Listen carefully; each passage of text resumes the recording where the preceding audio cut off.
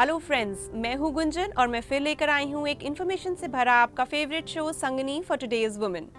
आज के इस एपिसोड में हम आपको देंगे कुछ क्विक ब्यूटी टिप्स और साथ ही साथ दिखाएंगे कुछ फैशन से रिलेटेड जानकारी हमारे फैशन टिप सेगमेंट में।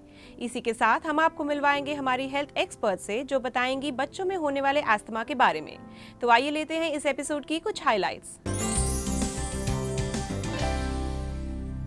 कर्ली बाल में आप ये भी यूज़ कर सकते हैं। पहले आपने पैडल ब्रश से बालों को सुलझा लिया, उसके बाद इस ब्रश से और थोड़ा सीधा कर लीजिए और उसके बाद आप सीरम लगाइए। बच्चे अक्सर हम लोग देखते हैं बच्चों को लोग स्टफ्ड टॉयज से खेलते हैं, तो ये स्टफ्ड टॉयज जो हैं इसमें फरी होते हैं, इसमें डस्ट रुक जाती है और बच्चे गोद में लेते हैं और बच्चे इससे कडल डाउन भी करते हैं, तो ये सब इनहेल करते हैं बच्चे, तो हमें इनसे दूर रखना चाहिए। गुजराती ब्रोकेड साड़ी का फैब्रिक काफी मोटा और हैवी होता है, इसीलिए ये बहुत महंगी मिलती हैं। ऐसी साड़ियों को पहले सुनहरे रंग के धागे से बेच दिया जाता है और उसके ऊपर रंगीन धागे से डिजाइन बनाई जाती है। तो चलिए शुरू करते हैं आज का ये एपिसोड। हम हर मौसम में खूबसूरत दिखना चाहते हैं, तो इस गर्मी के मौसम में डॉली जी हमें बता रही हैं कि कम समय में कैसे दिख सकते हैं हम खूबसूरत। तो आइए देखते हैं क्या खास है हमारे क्विक ब्यूटी टिप सेगमेंट में।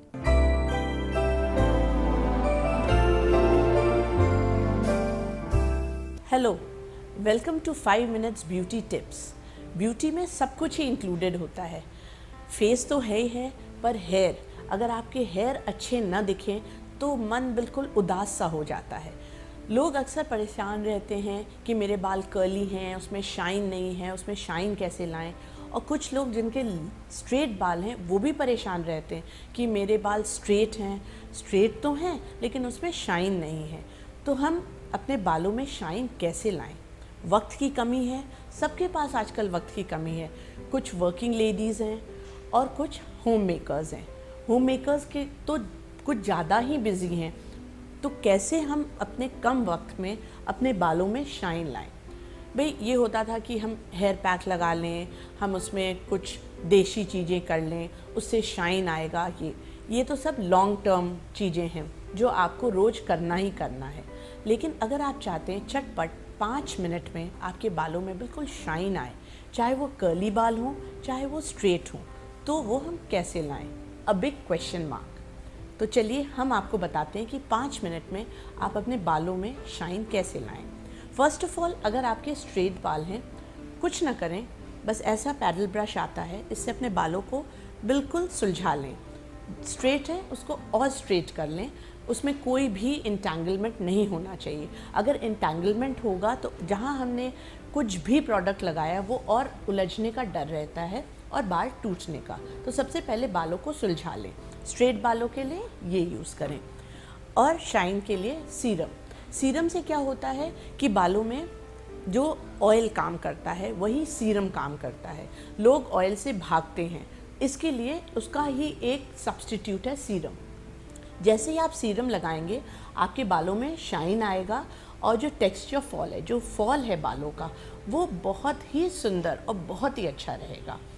ये आप हर तरह के बालों में लगा सकते हैं। अगर आपके बाल कर्ली हैं तो आप ये भी ले सकते हैं। पैडल ब्रश तो यूज़ कर ही सकते हैं, बट कर्ली बाल में आप ये भी यूज़ कर सकते हैं। पहले आपने पैडल ब्रश से बालों को सुलझा लिया, उसके बाद इस ब्रश से और थोड़ा सीधा कर लीजिए और उसके बाद आप सीरम लगाइए।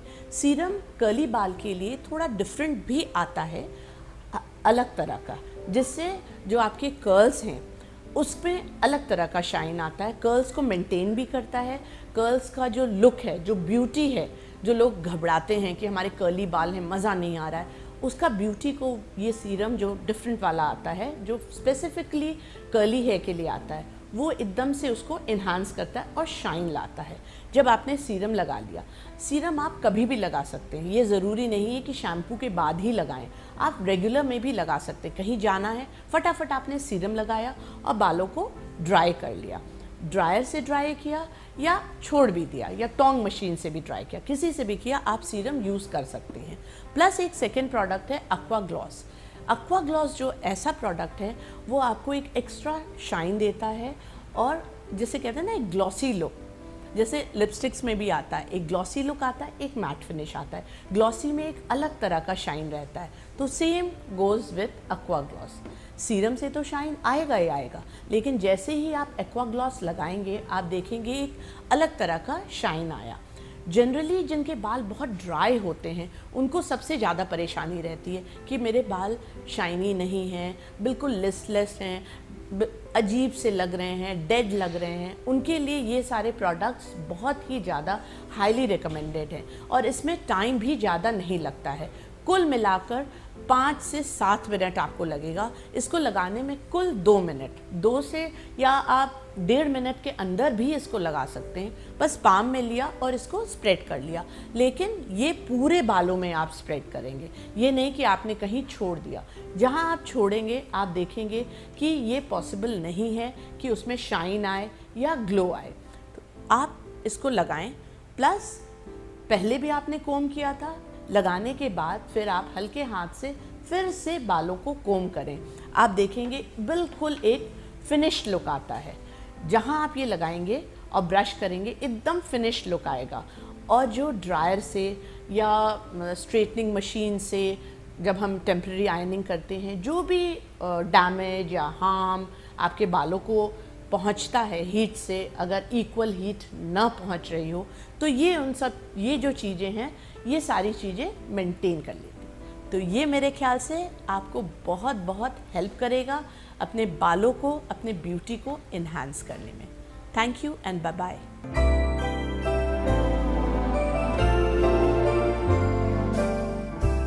इसी के साथ मैं आपको याद दिला दूं कि अगर आपके भी हैं कोई क्वेरीज और अगर आप भी जुड़ना चाहती हैं संगनी से, आपको भेजना एक मैसेज हमारे फेसबुक पेज पर, जिसके लिए आपको करना है बस इतना। हमारी फेसबुक आईडी है facebook/ETV संगनी। सो फ्रेंड्स, जैसे कि आप जानते ही हैं कि संगनी पर चल रहा है एक सेल्फी कॉन्टेस्ट। सो मंडे से फ्राइडे तक हम आपको दिखाएंगे 3 खास चुनी हुई सेल्फीज और सैटरडे को अनाउंस करेंगे हमारी सेल्फी क्वीन के बारे में। तो आइए देखते हैं आज की खास चुनी हुई 3 सेल्फीज के बारे में।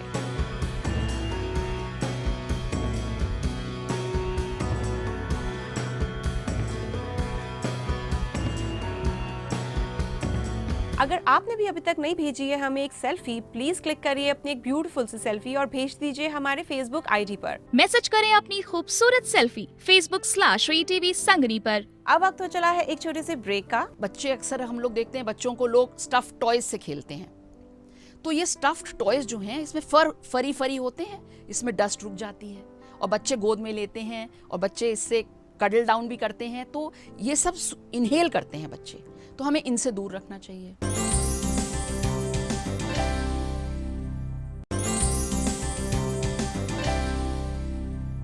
Welcome back after the break. आप देख रहे हैं अपना favourite show Sangini for today's women. अब हम बात करेंगे बच्चों में होने वाले हेल्थ इशू एस्थमा के बारे में हमारी child specialist doctor Shalini Bhasin के साथ। So welcome to the show doctor Bhasin. Thank you. So doctor Bhasin, सबसे पहले हम ये जानना चाहेंगे कि बच्चों की लाइफ में एस्थमा का क्या कंसर्न रहता है? एस्थमा जो है it's an inflammatory process of the lungs, जिसमें कि हमारे लंग्स के जो एयर पैसेजेस हैं वो कंस्ट्रिक्ट हो जाते हैं, नैरो डाउन हो जाते हैं, जिससे कि फिर सांस लेने में परेशानी होती है। तो बच्चों को अक्सर जब एस्थमा होता है तो उन बच्चों को सांस लेने में प्रॉब्लम होती है, सांस आती नहीं है, खांसी आती रहती है, एक पिक्यूलियर सी आवाज़ होती है जिसे हम वीज़ कहते हैं। और ये बच्चे अक्सर रात को सोने में दिक्कत होती है इनको, और खांसी खास करके रात में ज़्यादा होती है। सो डॉक्टर भसीन, इसी के साथ हम ये भी जानना चाहेंगे कि बच्चों में एस्थमा क्यों होता है? एस्थमा क्यों होता है ये कहना तो एग्जैक्ट कॉज इसका हम लोग पिन पॉइंट नहीं कर सकते, लेकिन ये देखा गया है कि जिन बच्चों में एक जेनेटिक प्रीडिस्पोजिशन होती है एलर्जी की तरफ, यानी कि उनको एलर्जीज ज़्यादा होने की टेंडेंसी है जेनेटिकली, उन बच्चों में एस्थमा ज़्यादा होता है। जैसे कि अगर माँ या बाप में से किसी को एलर्जीज़ हैं तो उनके बच्चे में 33% चांस है एस्थमा होने की, और अगर दोनों को एलर्जीज़ या एस्थमा है तो ऐसे बच्चे को 70% चांस है कि वो एस्थमेटिक होगा। तो ये एक कॉज हो गया। इसके अलावा एनवायरमेंटल इश्यूज भी हैं जिसके की वजह से एस्थमा हो सकता है। सो डॉक्टर, अगर हम अपने आसपास की बात करते हैं तो एनवायरमेंटल फैक्टर्स कितने रिस्पॉन्सिबल होते हैं बच्चों में अस्थमा होने के लिए? एनवायरमेंटल फैक्टर्स बहुत इंपॉर्टेंट हैं अस्थमा के लिए, और क्योंकि एनवायरनमेंट में हमारे बहुत एलर्जेंस हैं जिसके कि अगेंस्ट बॉडी रिएक्ट करती है। जैसे कि हाउस डस्ट माइट एक कीटाणु होता है जो डस्ट पे, घर के डस्ट पे रहता है। इसके अलावा मोल्ड्स हैं, पोल्यूटेंट्स हैं, केमिकल पोल्यूटेंट्स होते हैं, और फंगस, फफूंदी, सिगरेट स्मोक, ये सब चीज़ें, पोल्यूशन, एयर पोल्यूशन, ये सब चीज़ें जो हैं एस्थमा को प्रेसिपिटेट करती हैं, फ्लेयर अप्स कॉज करती हैं, और इनके कारण भी एस्थमा कई बच्चों को हो जाता है। जिन बच्चों को एस्थमा है और ख़ास करके जिन फैमिलीज़ में एलर्जीज़ और एस्थमा है, उन लोगों को बहुत ध्यान देना चाहिए कि जैसे मैंने कहा कि हाउस डस्ट माइट सबसे कॉमन कीटाणु है जो एस्थमा कॉज करता है। तो घर में जैसे हमारे गद्दे होते हैं, एक बार गद्दा बन जाता है, कई सालों तक चलते हैं, उसमें डस्ट भी आ जाती है। इसी तरह पिलोज़ हैं, तो हमें अपने ब्लैंकेट्स, पिलोज़, मैट्रेसेस, ये सब अच्छी तरह धूप में रखना चाहिए, धूप दिखानी चाहिए। इनको वैक्यूम क्लीन से क्लीन कर सकें तो बहुत अच्छा है, नहीं तो झड़वाएं इनको, लेकिन ये ध्यान रखें बच्चों के सामने नहीं। और इनको कई बार हम प्लास्टिक या डस्ट प्रूफ कवर्स आते हैं अब मार्केट में, उनसे कवर कर सकते हैं जिससे कि उनके अंदर डस्ट ना जाए। इसके अलावा बच्चे, अक्सर हम लोग देखते हैं बच्चों को लोग स्टफ टॉयज से खेलते हैं, तो ये स्टफ्ड टॉयज जो हैं इसमें फरी होते हैं, इसमें डस्ट रुक जाती है, और बच्चे गोद में लेते हैं और बच्चे इससे कडल डाउन भी करते हैं, तो ये सब इनहेल करते हैं बच्चे, तो हमें इनसे दूर रखना चाहिए। घर में कार्पेट्स होते हैं हमारे, उनमें डस्ट बैठ जाती है, तो कार्पेट्स अगर अवॉइड कर सकें तो बहुत अच्छा रहेगा।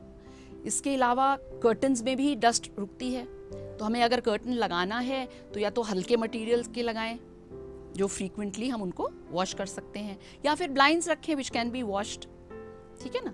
तो ये चीज़ें तो हो गई डस्ट माइट के लिए। इसके अलावा मोल्ड्स, फंगस, फफूंदी जो होती है, कई बार आप देखते हो सीलन होती है घर में, तो सीलन में मोल्ड ज़्यादा डेवलप करता है। बाथरूम में, किचन में, ये 2 पॉइंट्स हैं जहाँ अक्सर सीलन होती है, वहाँ अवॉइड करें। कई बार देखा है हमने कि वॉलपेपर के बैक साइड पे भी मोल्ड्स डेवलप करते हैं, एंड हमें पता नहीं चलता और हम एक्सपोज हो रहे हैं, हमारा बच्चा एक्सपोज हो रहा है। इन सब चीज़ों को हम अवॉइड कर सकते हैं। कॉकरोचेस होते हैं, उनको अवॉइड कर सकते हैं। घर में सिगरेट स्मोकिंग ना हो, धुआं, धूल, मिट्टी, यहाँ तक कि पूजा की अगरबत्ती भी जो है और हवन का धुआं जो है वो भी बच्चों में एलर्जी का काम करके और अस्थमा प्रेसिपिटेट कर सकता है। तो अगर हम घरेलू इलाज और नुस्खों के बारे में बात करते हैं तो इसके अलावा और क्या हो सकता है? अस्थमा के ट्रीटमेंट के लिए घरेलू ये प्रिवेंटिव मेजर्स हैं जो हमने अभी आपको बताए। इसके अलावा डॉक्टर को दिखाकर उसका प्रॉपर ट्रीटमेंट करना चाहिए। तो अस्थमा के ट्रीटमेंट में मेनली 2 प्रकार की दवाएं होती हैं। एक होता है जिस समय बच्चे को अस्थमा का अटैक हो, उस समय हम कुछ दवाएं देते हैं, उन दवाओं को हम बोलते हैं रिलीवर्स, कि उसने बच्चे की तकलीफ को रिलीफ करा दिलाया। और दूसरे प्रकार की दवाएं होती हैं कंट्रोलर्स, जो कि हम बच्चे की बीमारी के अनुसार कुछ समय तक देते रहते हैं, जिससे कि अटैक भी इतनी जल्दी ना हो, फ्लेयर अप्स ना हो, और बच्चा अपनी रोज़मर्रा का जीवन आराम से बिता सके। इन दवाइयों में एक चीज़ ध्यान रखनी है आपको। देखिए, कुछ तो दवाइयाँ सिरप फॉर्म में होती हैं, लेकिन आपने शायद सुना होगा कि अस्थमा की दवाइयों में इनहेल भी करी जाती हैं दवाइयाँ, है ना। तो एक होते हैं ड्राई पाउडर्स, जो कि एक छोटे से मैकेनिज्म के साथ यूज़ किया जाता है, इन बच्चे स्कूल भी ले जा सकते हैं। एक होते हैं इनहेलर्स, जो आपने वर्ड यूज़ सुना होगा, तो ये मीटर डोज इनहेलर्स होते हैं, इनको बच्चे सांस के रास्ते से इनहेल करते हैं। यहाँ मैं आपको एक बात बताना चाहूँगी कि अक्सर देखा है छोटे बच्चे को लोग इनहेलर दे देते हैं डायरेक्ट, और वो डायरेक्ट जाके गले में रुक जाता है, दवाई अंदर फेफड़ों में जहाँ जाना है वहाँ पहुँचती नहीं है। उसके लिए हम लोग एक उपकरण यूज़ करते हैं जिसे स्पेसर कहते हैं, और इनहेलर उसमें लगाते हैं, बच्चे के मुंह में मास्क होगा और या फिर डायरेक्ट लेगा, और उस स्पेसर के थ्रू अपनी कन्वीनियंस से वो दवाई को सांस के थ्रू अंदर लेगा। तीसरा उपकरण है नेबुलाइजर। इसमें हम लिक्विड डालते हैं और वो मिस्ट के फॉर्म में हम इनहेल कर सकते हैं। तो ये 3 तरह से इनहेलर्स, नेबुलाइजर्स और ड्राई पाउडर्स यूज़ कर सकते हैं। सो डॉक्टर, हम ये भी जानना चाहेंगे कि एक एस्थमेटिक बच्चा अपनी नॉर्मल लाइफ जी सकता है? मेरे को लगता है ये बहुत ही इम्पॉर्टेंट प्रश्न है, क्योंकि कई बार लोगों के दिमाग में आता है अरे ये तो एस्थमेटिक है, ये क्या करेगा। ये गलत भावना है। देखिए, अगर डायग्नोसिस हो गई है एस्थमा की और डॉक्टर के साथ बैठ करके एक ट्रीटमेंट प्रोटोकॉल बना दिया गया है, क्योंकि एस्थमा में जो दवा एक बच्चे पे काम करेगी वो दूसरे में काम करे, ये ज़रूरी नहीं है। बच्चे की कितनी फ्रीक्वेंट है एस्थमा, कितनी सीवियरिटी है, उसके घर का एनवायरनमेंट कैसा है, कितने पोल्यूटेंट्स उसके सामने आते हैं रोज़मर्रा में, फिर उसकी फैमिली में किसी को है कि नहीं है एलर्जी की, ये सब चीज़ें ध्यान में रख के एक प्रोटोकॉल बनाते हैं। तो वो प्रोटोकॉल जो बच्चे को कंट्रोल कर ले, ऐसा प्रोटोकॉल अगर बन गया है और बच्चे को पता है और फैमिली को पता है क्या क्या चीज़ें हमें प्रिवेंट करनी है, ट्रिगर्स को कैसे अवॉइड करें, फ्लेयर अप्स को कैसे अवॉइड करें, और कब फ्लेयर अप हुआ है उसे पहचानें कैसे, उसके लिए क्या करें, अगर ये नॉलेज हमने प्रोवाइड कर दी है, ये इन्फॉर्मेशन बच्चे को भी और फैमिली को भी, तो कोई रीज़न नहीं दिखता मुझे कि बच्चा एक नॉर्मल लाइफ ना लीड कर पाए। बल्कि नॉर्मल लाइफ क्या, बच्चे एस्थमेटिक बच्चे एथलेटिक्स में भी जाते हैं, बहुत आगे तक गए हैं। यहाँ तक कि आपको शायद पता भी हो कि हमारे कितने ओलंपिक मेडलिस्ट हैं जो कि एस्थमेटिक रह चुके हैं। बल्कि 8% ओलंपिक पार्टिसिपेंट्स में एस्थमेटिक्स होते हैं। आयन बॉथम का नाम आपने सुना है? वो उनको बचपन में एज़मा था। और पॉला रैडक्लिफ जो कि 7 टाइम मैराथन विनर हैं, रह चुकी हैं और अभी भी उन्हीं का रिकॉर्ड एस्टैब्लिश्ड है, वो भी एस्थमेटिक हैं। हमारे इंडिया में भी जो हमारे बैडमिंटन प्लेयर रहे हैं, क्या बोलते हैं, पारुपल्ली कश्यप, जिनको कि 2012 में अर्जुन अवार्ड मिला था, वो भी एस्थमेटिक हैं। तो कोई रीज़न नहीं है, अगर आपका एज़मा आपने डॉक्टरी सलाह से कंट्रोल्ड और खुद बीमारी समझ के मैनेज करते हैं, कोई देयर इज नो रीज़न कि आप नॉर्मल लाइफ ना लीड कर पाएं। डॉक्टर बसीन, आप यहाँ पे आई और आपने बच्चों में होने वाले एस्थमा के बारे में इतनी इंपॉर्टेंट इन्फॉर्मेशन शेयर करी। Thank you so much for coming on the show. Welcome. Friends, जैसे कि आप जानते ही हैं कि संगनी पर चल रहा है एक सेल्फी कॉन्टेस्ट। सो मंडे से फ्राइडे तक हम आपको दिखाएंगे 3 खास चुनी हुई सेल्फीज और सैटरडे को हम अनाउंस करेंगे हमारी सेल्फी क्वीन। तो आइए देखते हैं आज की खास चुनी हुई सेल्फीज।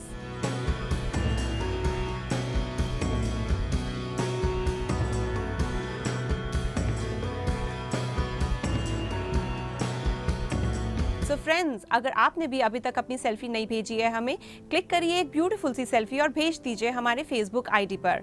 मैसेज करें अपनी खूबसूरत सेल्फी Facebook/VTV संगनी पर। अब वक्त हो चला है एक छोटे से ब्रेक का। ब्रेक के बाद हम आपको देंगे फैशन से जुड़ी कुछ जानकारी हमारे फैशन टिप सेगमेंट में। तो कहीं मत जाइए, जुड़े रहिए हमसे on Sangini for today's women. Gujarati brocade sari का फैब्रिक काफी मोटा और हैवी होता है, इसीलिए ये बहुत महंगी मिलती हैं।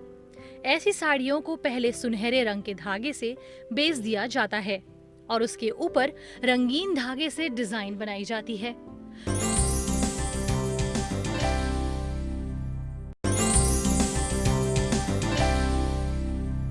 Welcome back after the break. आप देख रहे हैं अपना favourite show Sangini for today's women. आज के हमारे फैशन टिप्स सेगमेंट में हम आपको दिखाने वाले हैं एवरग्रीन साड़ीज के बारे में। आई एम श्योर साड़ी पहनना किसको पसंद नहीं है। तो आइए देखते हैं क्या खास है आज के हमारे फैशन टिप्स सेगमेंट में।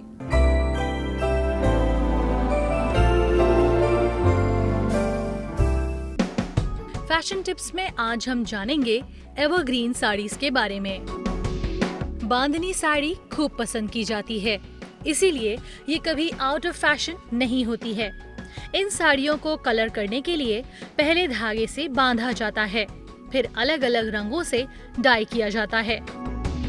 अपनी इन खास विशेषता की वजह से बांधनी साड़ी को टाई एंड डाई साड़ी भी कहते हैं। ऐसी साड़ियों में आमतौर पर 2 रंगों का इस्तेमाल किया जाता है। बांधनी साड़ी कॉटन, सिंथेटिक और सिल्क फैब्रिक में मिलती हैं। बांधनी साड़ी सभी बॉडी टाइप्स की महिलाओं पर सूट करती हैं। 5 रंग के धागों से बने चौड़े बॉर्डर पटोला साड़ी की पहचान है। ये साड़ी सिर्फ सिल्क फैब्रिक में ही मिलती है, इसीलिए इसे पटोला सिल्क भी कहते हैं। पटोला साड़ी दो प्रकार की होती है, एक राजकोट पटोला और दूसरी पटन पटोला। राजकोट पटोला के बॉर्डर 5 रंगों में रंगे वर्टिकल डिजाइन्स के होते हैं और पटन पटोला साड़ी के बॉर्डर 5 रंगों में रंगे हॉरिजॉन्टल स्टाइल में बुने जाते हैं। पटोला साड़ी लंबी और स्लिम महिलाओं पर ज्यादा सूट करती है। गुजराती ब्रोकेड साड़ी का फैब्रिक काफी मोटा और हैवी होता है, इसीलिए ये बहुत महंगी मिलती हैं। ऐसी साड़ियों को पहले सुनहरे रंग के धागे से बेच दिया जाता है और उसके ऊपर रंगीन धागे से डिजाइन बनाई जाती है। गोल्डन बेस वाली गुजराती ब्रोकेड साड़ी पर गोल्डन ज्वेलरी सूट करती है। पैठणी साड़ी महाराष्ट्र में बहुत पॉपुलर है। आंचल पर रंग बिरंगे धागों से बने मोर, हाथी, तोता, चिड़िया, कमल, पेड़ के पारंपरिक डिजाइन्स इस साड़ी की खासियत है। येलो, पर्पल, ग्रीन कलर की पैठणी साड़ी बहुत पसंद की जाती है। शादी ब्याह जैसे मौकों पर पहनने के लिए ये साड़ी एक बेस्ट ऑप्शन साबित हो सकती है। चंदेरी और महेश्वरी दोनों अलग अलग साड़ियां हैं, लेकिन एक ही प्रदेश में बनने के कारण इनका नाम एक साथ लिया जाता है। चंदेरी साड़ी ट्रांसपेरेंट और बहुत हल्की होती है, इसीलिए गर्मी के मौसम के लिए ये बेस्ट है। चंदेरी साड़ी के मुकाबले महेश्वरी साड़ी का फैब्रिक चौड़ा और मोटा होता है। इन साड़ियों के बॉर्डर पर भी जरी वर्क होता है। ऐसी साड़ी स्लिम ट्रिम महिलाओं पर ज्यादा सूट करती है। कोटा साड़ी कॉटन और सिल्क फैब्रिक के मिश्रण से बनी होती है। ये बहुत हल्की और ट्रांसपेरेंट होती है, इसीलिए गर्मी के मौसम में कोटा साड़ी पहनना स्मार्ट ऑप्शन है। कोटा साड़ी स्लिम ट्रिम महिलाओं पर खूब जचती है। ट्रेंडी लुक के लिए कोटा साड़ी के साथ प्लेन ब्लाउज जरूर पहने। कांथा एक तरह की एम्ब्रॉयडर्ड साड़ी होती है। इस पर धागों से बने डिजाइन्स आपस में एक दूसरे से जुड़े होते हैं। कांथा साड़ी के लिए ज्यादातर खादी सिल्क या कॉटन फैब्रिक का इस्तेमाल किया जाता है। आप रिच और क्लासी लुक के लिए ये साड़ी जरूर ट्राई करें।